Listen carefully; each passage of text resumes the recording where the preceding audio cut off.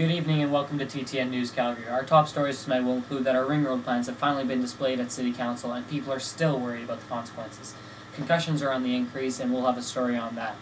Problems in Libya are threatening everyone there and have caused major chaos in the country, as well as there has been a major earthquake in New Zealand. We will also take a look at sports, with the Heritage Classic wrapping up this past weekend, as well as the CJHL AA Bantam League had their final this past weekend. We will also be taking a look at business, politics, weather, and traffic. Welcome to TTN News Calgary. Colonel Muammar Gaddafi is the longest-serving leader in the African world, as he has served as leader of Libya for 42 years. But this year, on February 14th, this long-time-serving leader got a rude Valentine's Day gift when his own country turned on him. Protests have forced Libyan forces to step in to keep him in power. The forces are running a now bloody operation to keep the protesters at bay and keep Gaddafi in power. Right now, approximately 300 people have been killed. Lots of gunfire has been reported in the Tripoli area, and reports say that warplanes have been used to bomb the protesters. Gunships are also being used to fire on cities, and this is resulting in many civilians being killed. This is now the second week of protests, and the violence shows no signs of calming down, but the protests also don't seem like they will back off. In other news, the city of Christchurch got a rude awakening on February 22nd when a 6.3 magnitude earthquake hit the town. I was on the 5th floor of the CTV building. Yep, and it just came down, like, right down. The death toll has hit a total of 75 deaths. 120 people have been rescued, but there's still approximately 100 people missing. New Zealand Prime Minister John Key declared a national emergency in a press conference the day after the quake. He said, quote, "On behalf of the government, let me be clear that no one will be left to walk away from this journey alone. New Zealand will walk this journey with you. We'll be there every step of the way," end quote. Time is ticking, but there is still a lot of hope for many that their loved ones are still alive. A woman was pulled out from under the wreckage of a collapsed building 25 hours after the quake. The hardest thing is waiting, and for many that hope their loved ones are still alive somewhere, every second is precious, and hope dies after each one passes. New Zealand has rejected offer for any aid from other countries, and New Zealand Red Cross is hard at work to save any survivors that may remain. Good evening. 25% of junior hockey players last year on two unnamed teams suffered concussions, according to a recent Alberta study looking at brain injuries. The report comes after independent physicians followed the two junior clubs during the 2009-2010 regular season, where they observed 17 players suffer a total of 21 concussions during 52 games played. A panel of doctors released their findings on Monday in Toronto, Ontario, where Dr. Paul Eklund of London, Ontario, said that 29% of players who had a concussion also endured reoccurring concussions. Being a team physician, and for a person that hasn't thought about it in those terms, it is quite alarming, said Eklund, and it is something we should take action on. I took action because I kept seeing these players injured, and I wanted to create a situation where we could get more discussion and rapidly make change. The voluntary study, which involved players, parents, and coaches, was originally received well, but was later met with resistance. Initially, they were favorable towards it, but in any program where you're looking at taking ice time away from the player, when they don't have the education to understand the importance of it, then it became a bit more resistance in doing so, said Eklund, who also points out that multiple concussions can lead to lifelong physical and cognitive deficits. In some cases, they completely rejected it and decided they didn't want to do it. Tonight is that the routes being considered for the final southwest portion of the Calgary Ring Road will be on public display beginning on Tuesday. City and provincial officers are hosting an open house at the Bethany Chapel on 3333 Richardson Way Southwest from 4 to 8 p.m. Mountain Time. Additional open houses are scheduled for Wednesday at the Cater Recreation Complex, Thursday at the Fish Creek Recreation Complex, and also next week. A plan to buy 400 hectares from the Tsuut'ina First Nation to build the road up from Glenmore Trail to Highway 22X on the western edge of the city was scuttled last fall when members voted against the idea.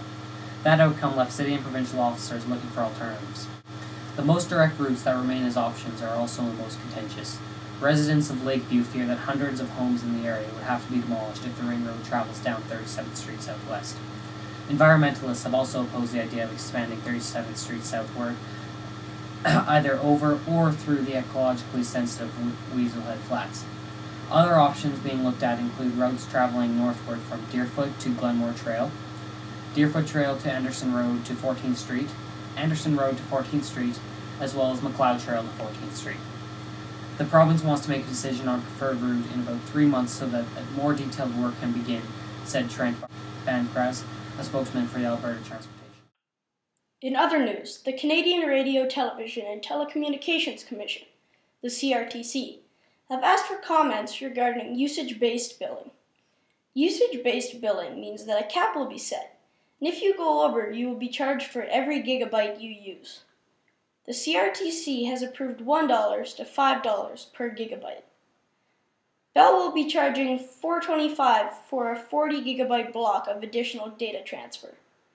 Considering that streaming a video on the internet can end up using about 8 to 10 gigabytes, Canadians could end up spending a lot more per month than they ever have before. A Tim Hortons outlet at the Royal Canadian Hospital at New Westminster, BC, was used as an extension of the emergency room from Monday night, February the 28th, to Tuesday morning. Beds were set up for 5 patients shortly after 11 p.m., and they were moved out the next morning.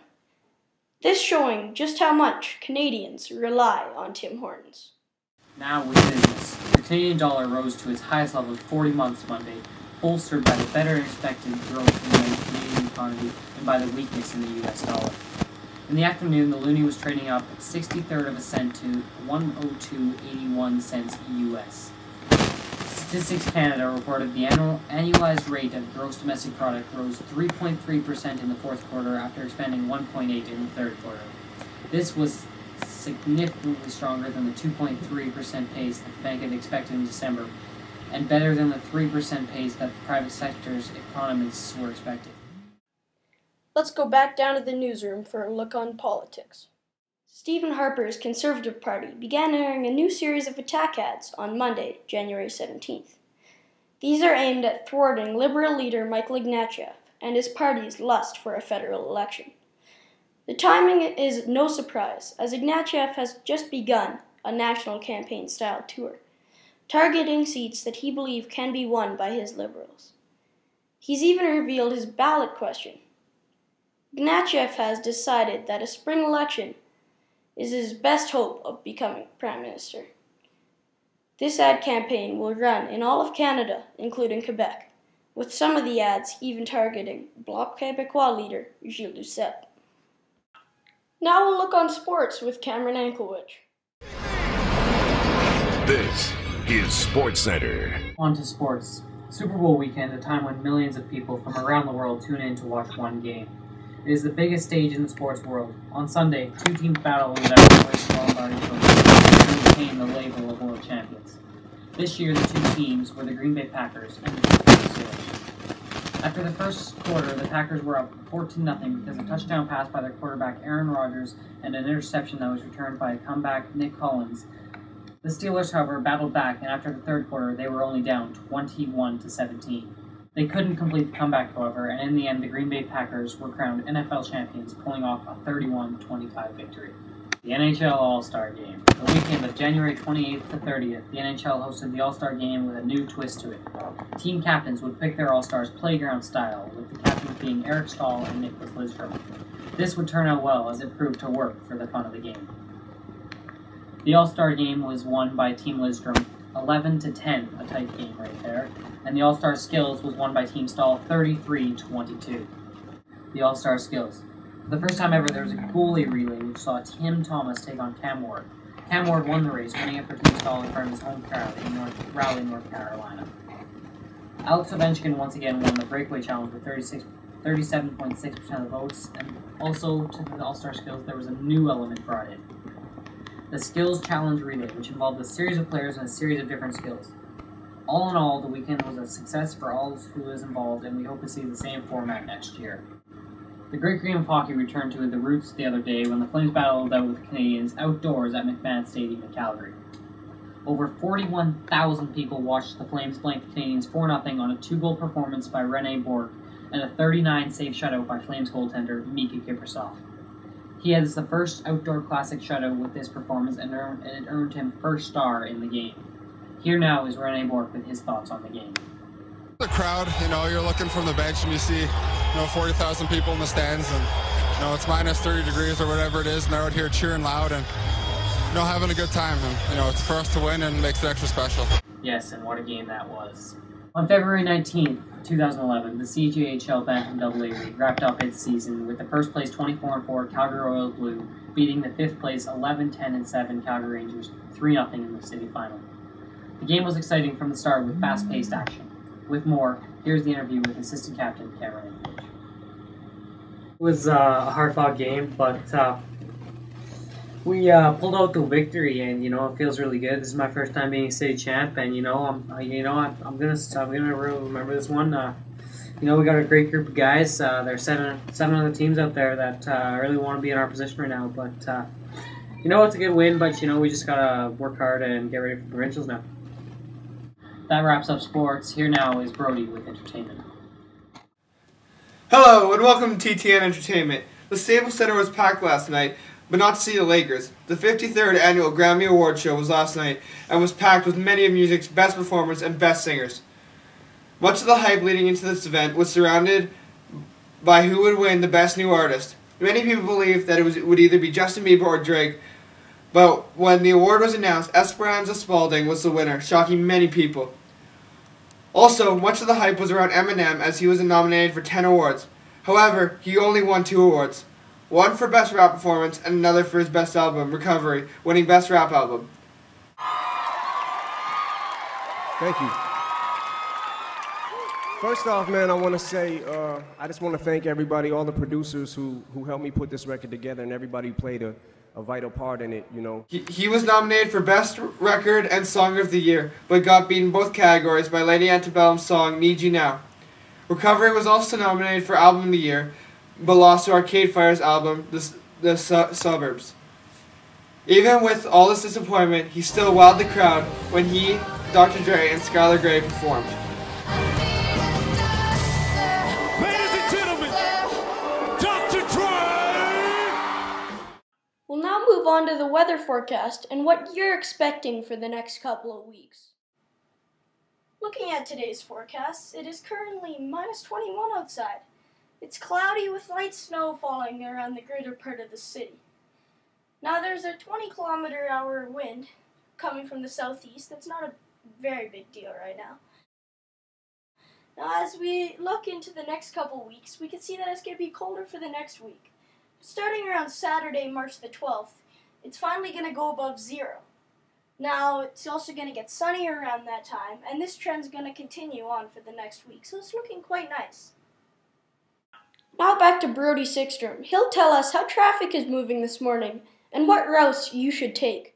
Traffic today is not looking bad considering the icy conditions. You can expect a minor delay going southbound on Deerfoot and Memorial because of a minor collision. Other than that, traffic is moving smoothly throughout the city.